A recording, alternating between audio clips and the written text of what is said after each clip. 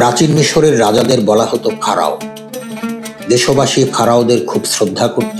মিশরীয়দের বিশ্বাস ছিল ফারাও এখন যেমন তাদের রাজা, মৃত্যুর পরে যে আরেকটি জীবন আছে সে জীবনেও রাজা হবেন তিনি। ফারাওদের ছিল অনেক ক্ষমতা। মিশরীয়রা সূর্যকে সবচেয়ে বড় দেবতা মনে করত। ফারাওরা নিজেদের মনে করতেন সূর্য দেবতার বংশধর।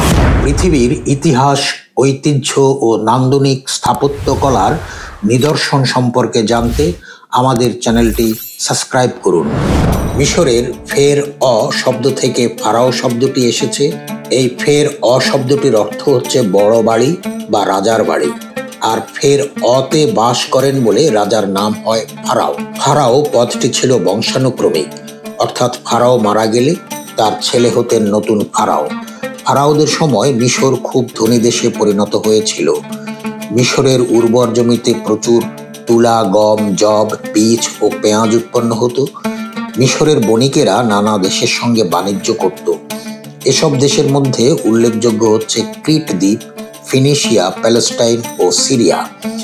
এসব দেশে মিশরের ব্যবসায়ীরা রপ্তানি করত গম, লিলেন কাপড় ও মাটির পাত্র, আর আমদানি করত স্বর্ণ, রৌপ্য ও হাতের দাম।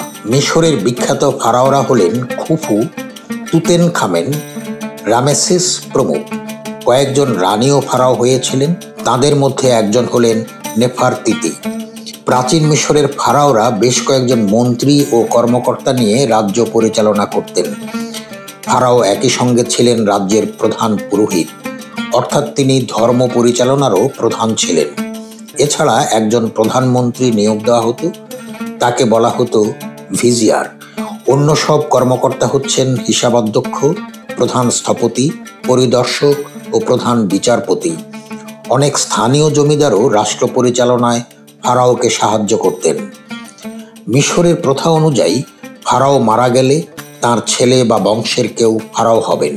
তাই রাজ্য পরিচালনা শেখার জন্য ফারাও তার ছেলে বা ভবিষ্যতে যিনি ফারাও হবেন তাকে প্রধানমন্ত্রী বা পরিদর্শক হিসেবে নিয়োগ দিতেন।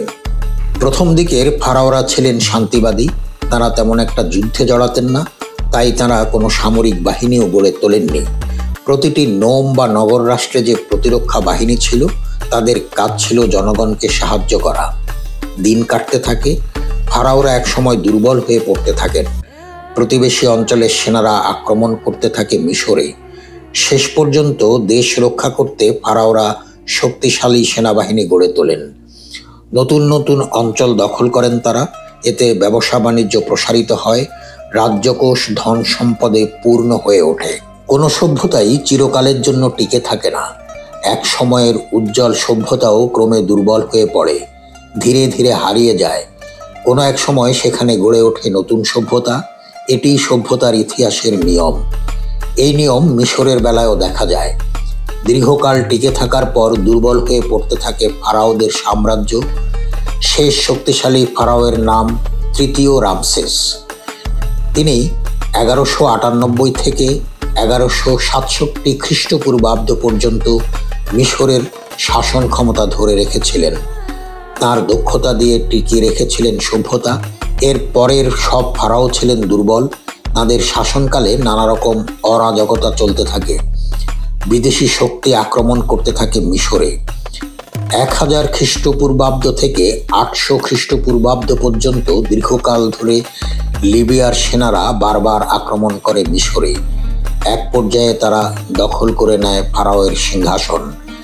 700 খ্রিস্টপূর্বাব্দের দিকে মিশরীয়রা আবার স্বাধীনতা ফিরে পাওয়ার চেষ্টা করে, কিন্তু দীর্ঘকাল টিকে থাকতে পারেনি তারা। আর এভাবেই চূড়ান্ত পতন ঘটে মিশরীয় সভ্যতার।